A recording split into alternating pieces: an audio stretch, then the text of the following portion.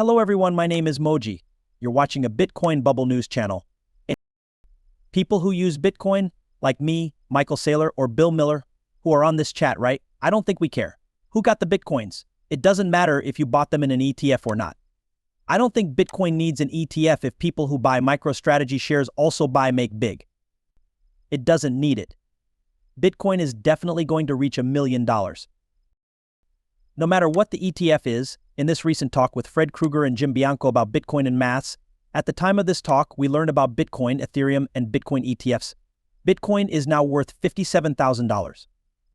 Its value has gone up 1% in the last 24 hours and down 4% in the last 7 days. Krueger talks about what he thinks about the current state of the coin market, specifically looking at how Bitcoin ETFs might affect things and the rules that govern them. He talks about how important spot Bitcoin ETFs are and how they might attract big buyers. Before we start this conversation, Krueger also talks about the bigger effects on the crypto ecosystem, such as the future of decentralized finance and the situation of Ethereum. Do not forget to share, like, and subscribe to this video. Let's hear more from Fred Krueger now. To begin with, I will disagree with you and say that not many people really use ETH in that way. Right now, I'm going to use the DApp rate as a guide. If you've ever looked at our numbers, you know that they are total. Let's look at 24 hours. 100,000 wallets have interacted with ETH in the past 24 hours. Okay, that's it. Anyway, let's take a look at what these wallets do. Okay, so 30,000 of them are just going to Uniswap and swap tokens, which is fine, but it's mostly extremely speculative meme coins and other coins that aren't doing anything. That's really you're saying all these things about giving. No, this is more of a guess based on strange things like coins and Shiba Inus.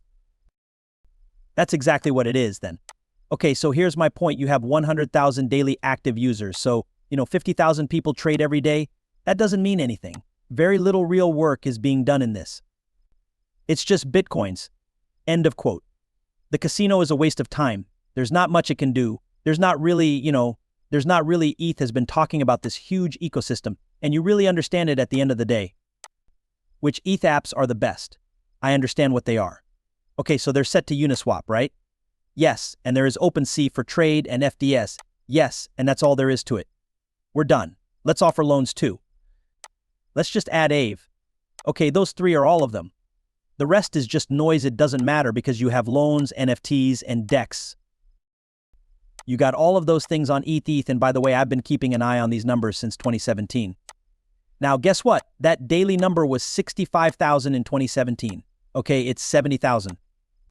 People who work with ETH will say that most of that money went to Arbitrum and light layer Choose. And to some extent, they're right.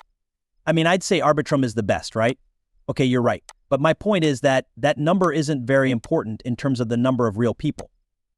Now, let's just put this in retro. In at least 100 million people own Bitcoin.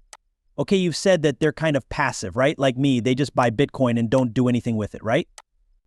That's not true. I'm one of the few people in the Bitcoin community who all the time uses Bitcoin. Okay, I do because I use it for all of these things and I'm interested in them. I can also say that I'm very up to date on all of those Bitcoin layer 2s and DeFi everything. I know everything there is to know about it, as well as these other plans that copy or steal from CTV or something, right? So I can talk a lot about that, but it won't really change how many people use Bitcoin, right? Because Bitcoin is used for chunky transfers and it always has been. So if you look at how big Bitcoin transfers were from 2009 to 2013, you'll see that each one was between 10 and 100 Bitcoin. That's what it was. Now, you know that Bitcoin was worth about $1,000 at the end of 2013, right? So 10 Bitcoins above that was $10,000, right? The amount of money involved in each deal is in the thousands of dollars.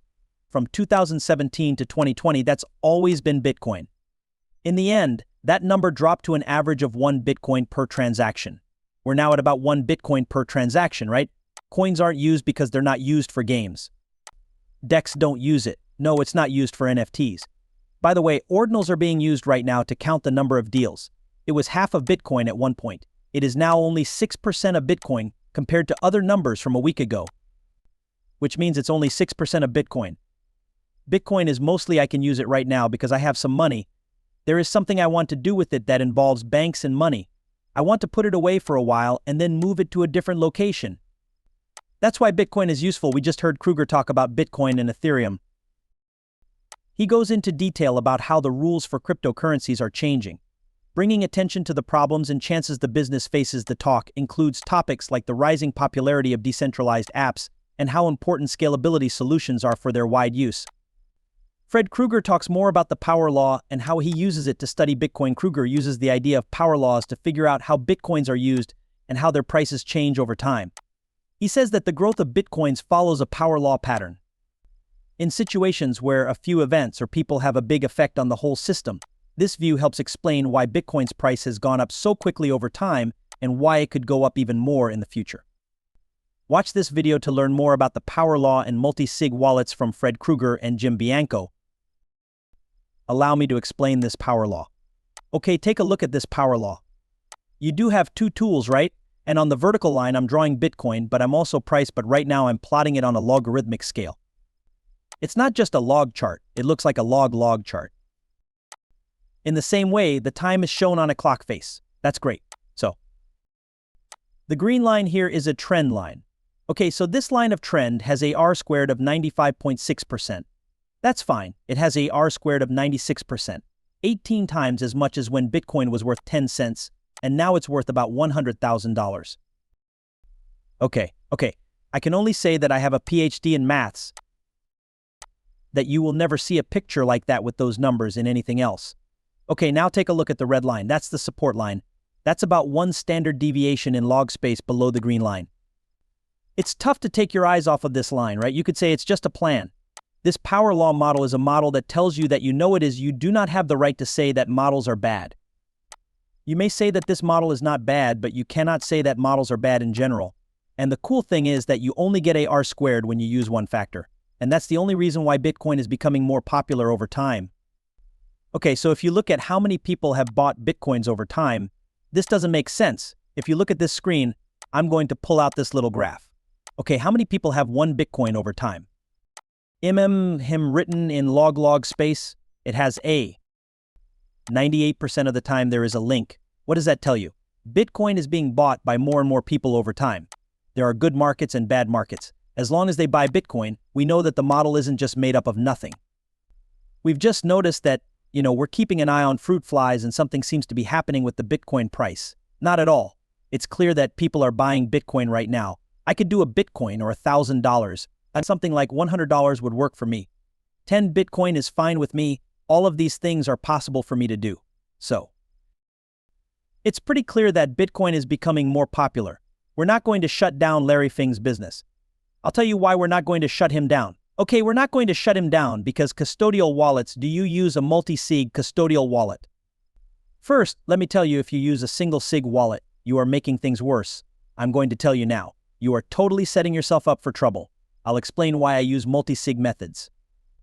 Okay, and I'd like to give you a little plug. I use Home. That's one of the two great Bitcoin options out there. There's Casa and Unchained Capital Undelivered, which are both great. Okay, but to get Unchained Cash, you'll need to use more than one hardware wallet in more than one place. To give you an estimate, I think they have about $8 billion. They have $8 billion